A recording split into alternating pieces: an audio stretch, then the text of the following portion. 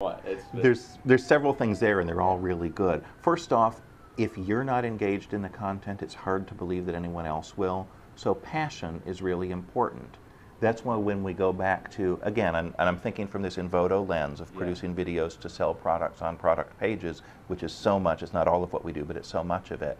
It's why, again, at the Golfsmith implementation, having somebody who's a golf pro demonstrating that product, somebody that lives and breathes those products, is much more convincing than an actor. It's why in the Toys R Us implementations, Melissa, who is just a fantastic camera talent, the fact that she just clearly gets a kick out of Tickle Me Elmo, that makes it compelling. So first off, I think you've got to have passion for what you're trying to convey. You don't have to be the most polished in the world, but you've got to care about it and be engaged. So that piece is really important.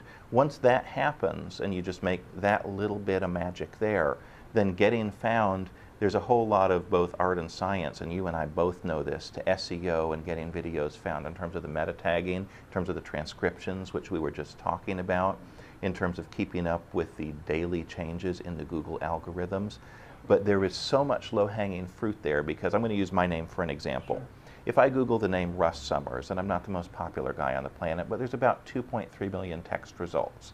There are 77 video results. And it's a lot easier to be number one out of 77 than number one out of 2.3 million. Yeah. So just some basic math says simply doing a decent job of it right now gets you found. And then if you say, well, I'm going to learn the meta tagging, I'm going to do the transcripts, I'm going to do these other things, I'm going to look at the hosting domain so that the video credit is not going to YouTube but is going to my site. If you do all of those things, then it's really, really easy to rocket to number one, not just in video search, but in blended search.